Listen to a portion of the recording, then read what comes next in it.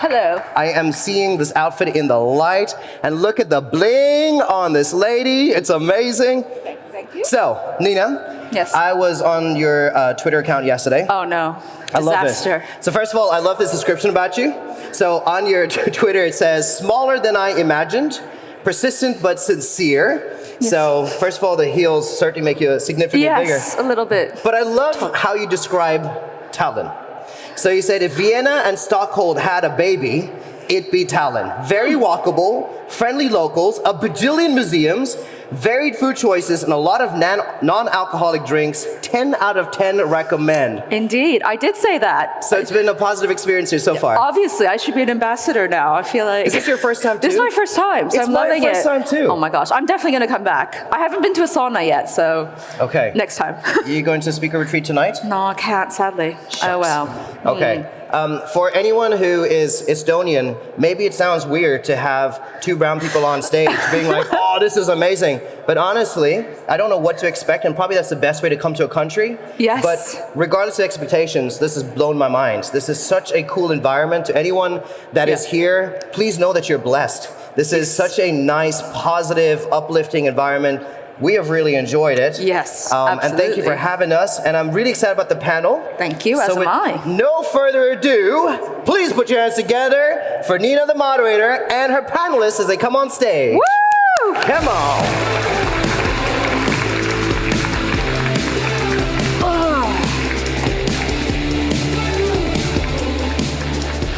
All right, welcome ladies. I have two iPads today, double the fun, but very excited for this particular chat. It doesn't seem as sexy as a lot of the other chats, but I promise we're gonna make it really fun.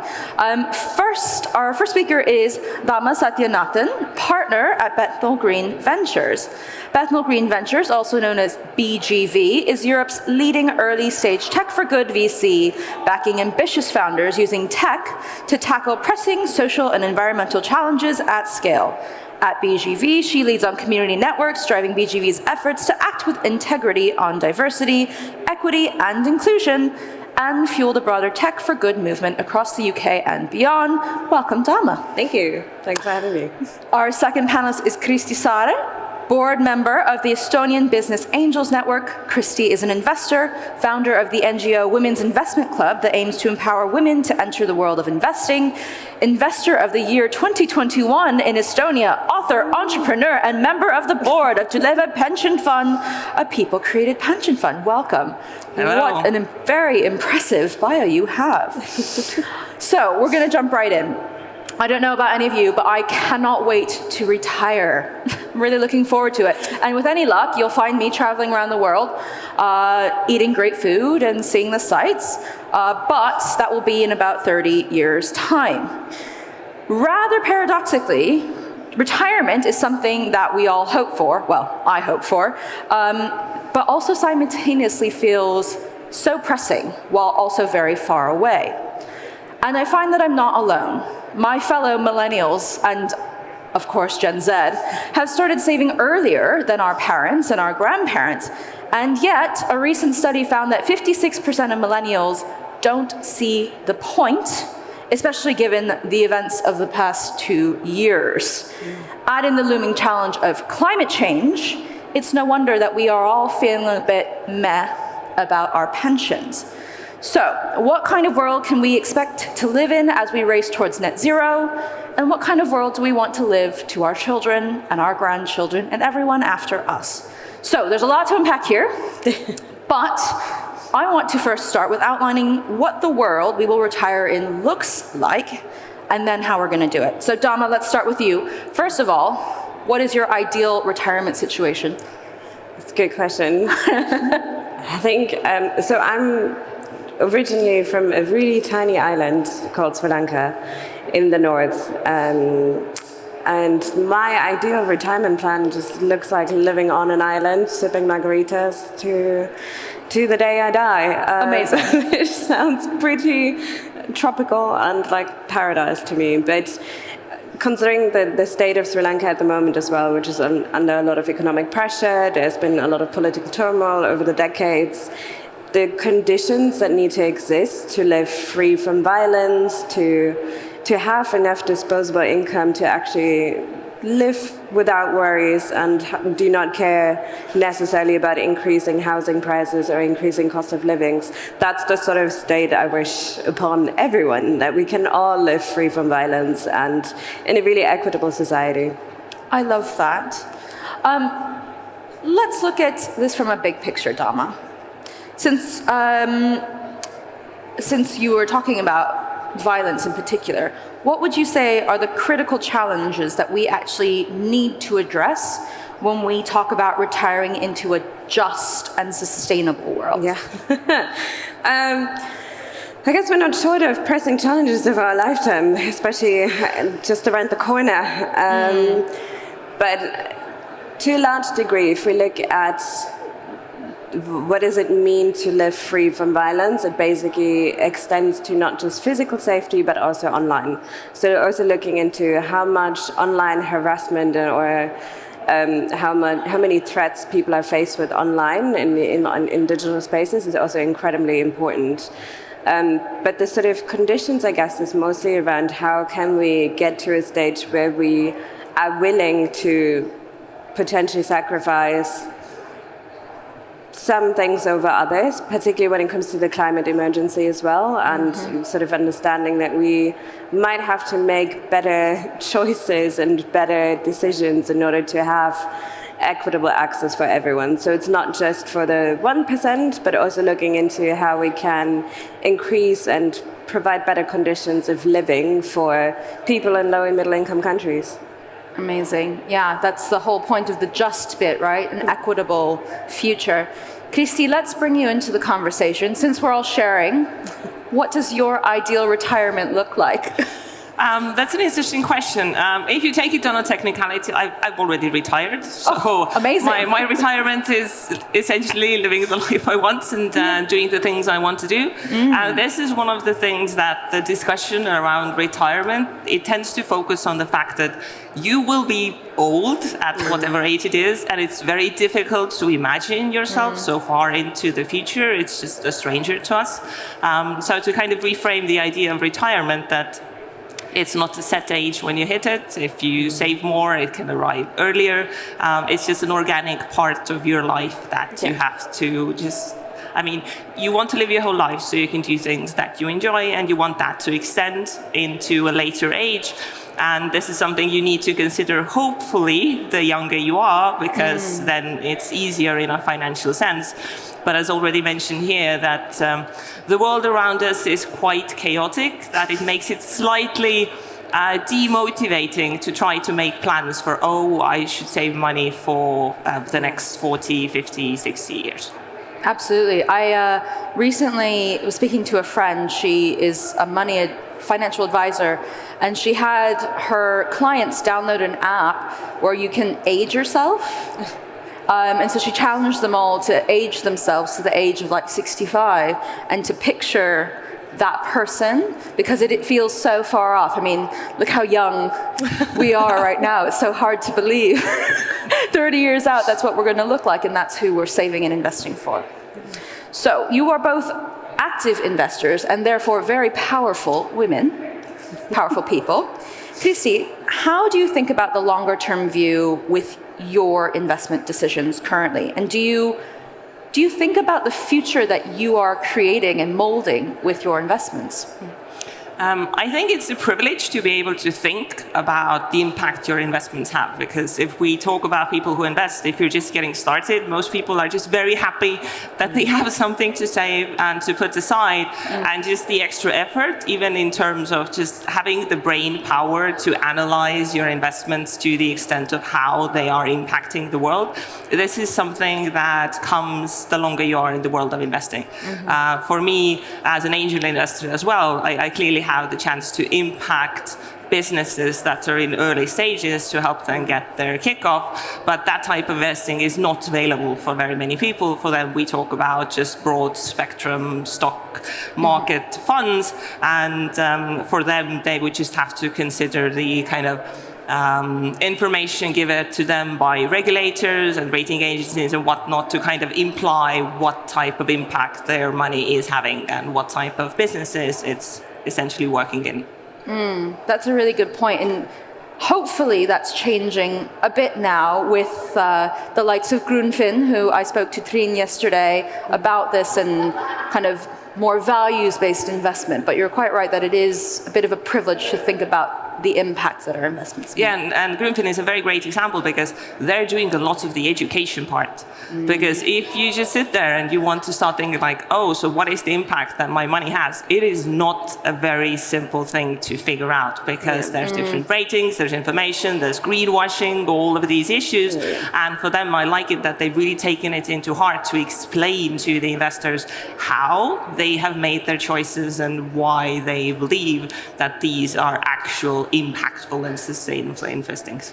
Yeah, absolutely. Dama, you are a professional investor, so you are a partner at BGV. And so I want to actually talk about LPs. So for those of you that don't know what an LP is, probably most of you do, but it's a limited partner. LPs are family offices, pension funds, anyone with big buckets of money who then invest typically in a fund. And so I wondered if you could discuss the need for pension funds or LPs in general to invest in purpose-driven funds if we're talking about creating this equitable future. Yeah. So in the past, there's always been, particularly when it comes to pension funds, there's always been a question around fiduciary duty. So it basically means what is our duty as trustees of a particular fund to ensure that we are getting maximum returns for literally individuals from all walks of life for their contributions into their pension. And considering pension funds in particular are stewards of long-term capital, so the potential to actually invest relatively early is massive because it is on a sort of equal, if not longer, time horizon. So it allows for a much longer maturity to occur for those companies in private markets, oftentimes at that stage. So what has happened over the past years, though, and there's one critical piece of research that was published by the UN PRI, which is one of the sort of UN institutions that is working together with a lot of institutional investors and asset managers, was actually a shift in the notion of fiduciary duty. And that was driven also by individual contributors who are basically asking themselves, what world do we want to retire into? If it is a world that is being driven to depletion, particularly when it comes to climate change occurring in a lot of regions of the world now. So it is not just one single issue, but it's so multifaceted and intersectional that it requires us to really think about the long-term value of the assets that are being invested from those pension funds as well. So over the last, I would say, 5 to 10 years, we've seen more and more pension funds actually aligning themselves with sustainable activities. So looking into how they can integrate net zero strategies into their investment practices to actually also ensure that we live in a world that is sustainable, where we maintain sustainable activities, can live just and equitable lives, but it also still create maximum sort of profit and returns for those individuals. So you see the return on investments into your contributions and have long-term capital available once you retire. The fascinating thing now is that there's a lot of questions around ESG and impact, and the whole spectrum has just become bigger. Yes. And it's, oh my God, whenever people conflate the terms as well, it's just such a painful experience. You'll get to see that I'm a very cynical person when it comes to a lot of the ESG talk as well, even though I sit on the steering committee of a venture ESG group.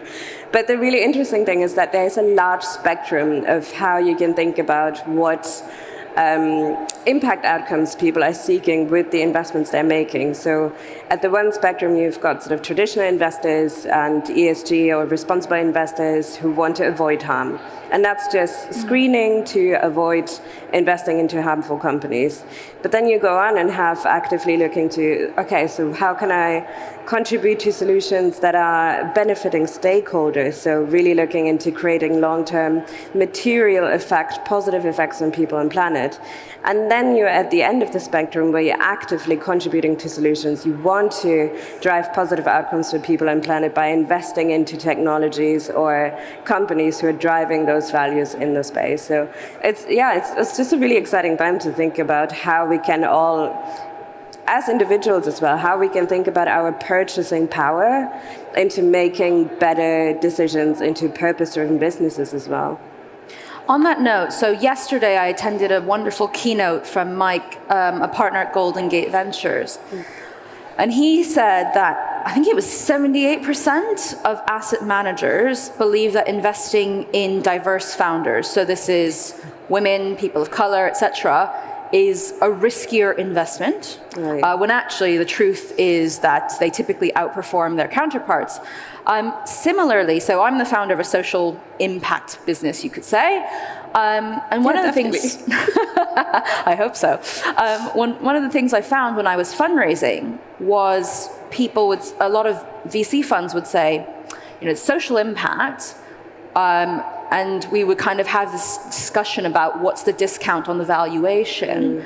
And it's an interesting one because I wonder from a LP perspective or a fund perspective, how you think about if someone is actually building something that's going to positively impact the world, the way we live, society, are you discounting that valuation when actually the return on investment for the planet is probably better? Yeah, that's always a question around the returns expectations from funds as well. But more and more evidence actually is coming out that actually says you can do good and you can do well. So you don't have to forfeit either your impact or the profits.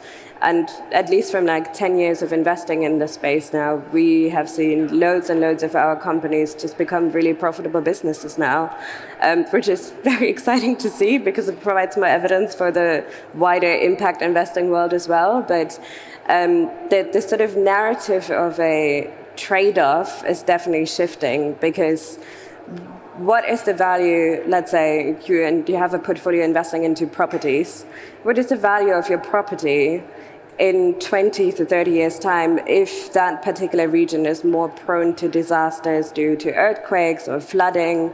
It is decreasing in value long term, so it actively makes sense to perhaps invest into technologies that really help to make those properties ready and insured for long-term consequences that occur from climate change, or to really look into the provenance of the material that goes into building those properties as well. So I really think I'm potentially speaking from a filter bubble as well, but there's definitely, people are ditching that trade-off mentality as well. Well, I'm glad to hear it. I feel like that meme of the guy with the red string where I'm like, everything's interconnected.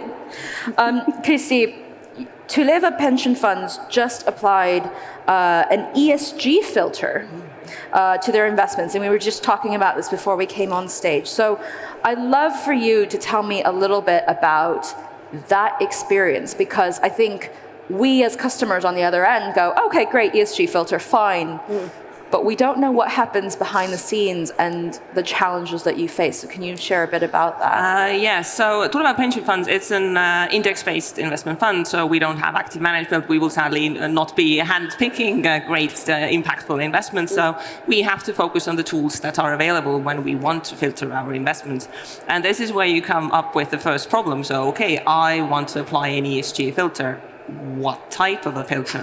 What kind of options should there be? Who should be included? Who should be excluded? So this is the first issue. Secondly, Tuleva manages about 400 million euros. So we have about 60,000 people whose pension assets we manage. Wow. So trying to explain to 60,000 people how exactly this will impact their investments, because people have so many questions. Well, firstly, the question of returns. People tend to be very worried that having an ESG filter of any kind will lower the returns. Even if you look at the historic data, the tracking error is less than 0.5%.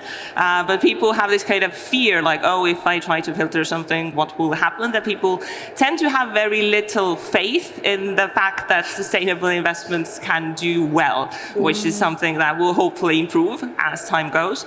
But as with any changes, if you have 60,000 people to explain this to, you can clearly see the whole spectrum of arguments arise from the people who are like, oh, it's absolutely pointless to ESG filter at all. As people make better decisions as consumers, then the market will self-correct, which is very optimistic. To the other end, people who are like, well, you're clearly not doing enough, that you should start manually kicking companies off the track. So the problem with pension funds is that you have, if you have a small VC fund and you have like half a dozen partners, I mean, you can make these decisions easily. If you're a pension fund and you manage the assets of tens of thousands of people, then all of these decisions have quite a strong and long process behind it that we got to applying the filter. It was like 1.5 years of work in the background, how to communicate this, what kind of choices to make, because for people, their retirement assets are one of the biggest funds they will have in the future. So obviously they are very invested in knowing that the decisions that are being made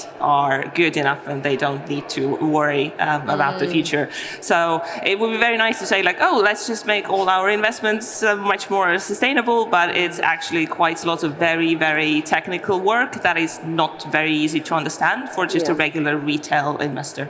So a lot of investor relations management there. Yes.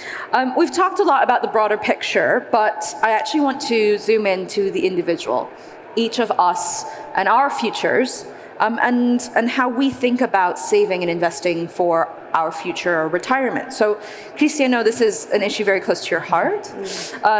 There are so many companies now that are making it easier to invest than ever before. And on top of it, easier to invest with impact, with sustainability in mind. In London, I could rattle off like 10 right now. Is that enough? The problem with making investing easy through apps, I mean, it's great. I love it that there's so many options. But there's a step before that where you have to get people to click that, oh, investing is something I should do. And it's important and it is actually accessible to me. So many people, like I'm in the world of financial education, I've seen tens and thousands of people who are like, I never in my life thought that I could invest because I thought I would need so much money, I need a financial education, that it's all so complicated. So all of these very technical tools, they're great, but once you have so many tools to choose from, then a lot of people get this analysis paralysis, like I want to do something that's good for my future, but I don't even know what to choose anymore. So this is kind of the biggest problem in the financial industry, that the level of complexity, quite often when you try adding solutions, you just add more options and more complexity. But what a lot of people would want is just someone to tell me what to do. I want to do the right thing and I don't have the ability to figure out what that one thing is that would help me. I just want someone to hold my hand. Where are we going? Yeah, if someone made an app to hold your hand while investing, it would be immensely successful. Just hold my hand so I know where we're going. Dama, on that note, where we talk about, individuals investing, how do we as individuals then think about the impact that we can have? And we talked about this. We've known each other for some time now over the internet, but we only met in real life 2 days ago. We were talking about a mutual friend. How can we as individuals have a greater effect on the world we want to create? I guess there are really two big aspects to it. As an individual, and if you are working, go to your employer and ask them to increase their pension contribution as an employer, if that's possible. It might not be possible in specific contexts because they're already at the maximum, but it's always a good option to think about that you're increasing long-term assets through the work that you're doing now. The other thing is also you can go to it's quite a helpful exercise, especially if you're really, really young and just starting in the world of work, to actually check out what your pension is being used for. So I did this whole exercise with my pension. We've got Aviva and they use an index just across the SDGs, so actively investing into solutions that are contributing to achieving the Sustainable Development Goals, and that's something that personally sits with me quite well. So you can actively go to your pension funds and make better choices and decide and try to make some wiggle room happen to make better investment decisions as well with the money you're putting into those funds.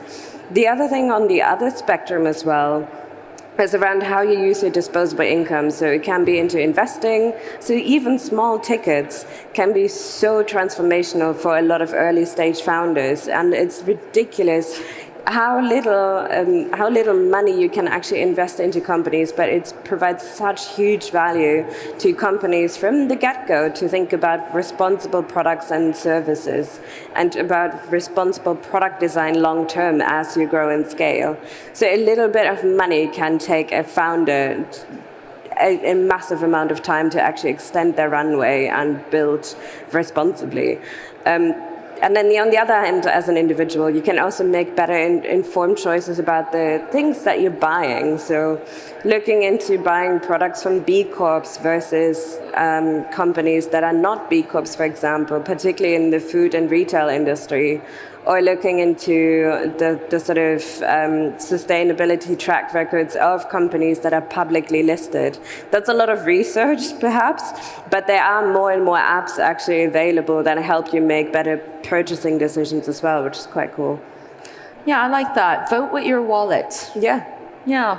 And I recently moved my pension. I combined them into one pension with the help of a fintech company called PensionBee, and then invested it in the fossil fuel free fund. Yeah. Say that 10 times fast.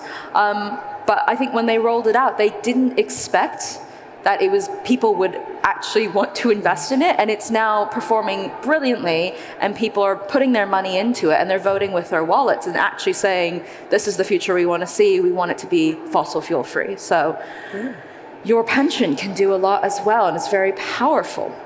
I want to leave room for questions that we've had. The first is from Kaido.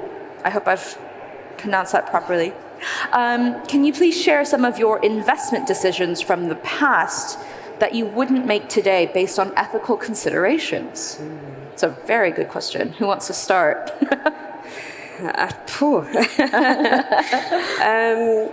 Probably, so we've made one investment into a company that was trying to use blockchain, which was in 2016 when we made that investment.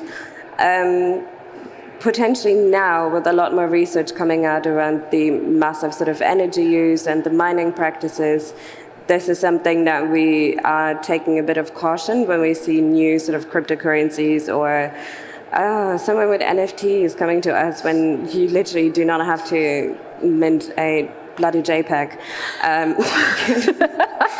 I'm a very cynical investor, practical optimist, but cynical. But there are certain sort of types of technology where we are questioning whether adoption is going to be quite wide scale, particularly when it's marginalized communities or underserved communities. So what technologies are you enforcing onto people? And with blockchain and cryptocurrencies in general, we're kind of skeptical around the energy use and want to see more evidence that it is not detrimental to the environment. Yeah. What about you, Kristi? Anything? If I think about it, probably the one category that I've thrown out of my portfolio is for ethical concerns is probably predatory lending. That if you invest into peer-to-peer loans and whatnot, then you can end up with all kinds of things in your portfolio. So this is probably one asset category that's out. But when I look at different investment pitches that land in my mailbox, then one thing when it comes to ESG and one of the social governance points that if I get a slide deck that does not have a single woman on the team, then just no.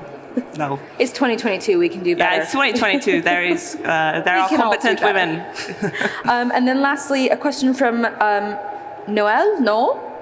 Pension is such a loaded word. Surely the investment industry needs to focus on their messaging and marketing and get it right.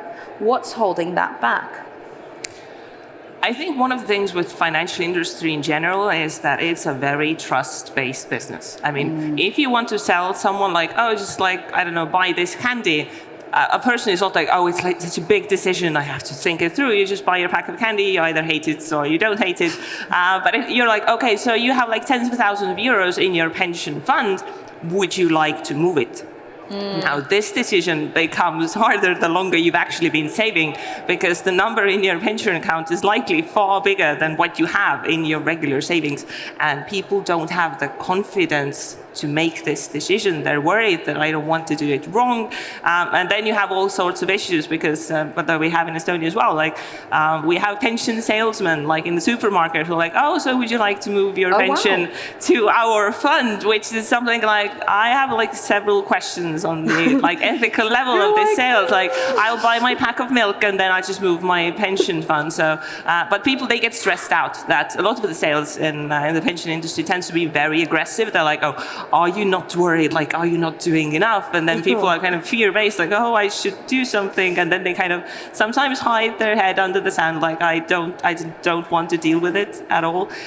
So there's a very complex question of how do we actually empower people to feel confident in the decisions that they're making, and that they actually understand the decisions that they're making. It's not really that intuitive. Well, there we go. Sadly, we have run out of time, but thank you so much for joining us, talking about the sexiest topic, pensions and retirement. Thank you so much to our speakers, Dama and Kristi. Thank you. Well done. Thank you so much. Thank you. Thank you very much.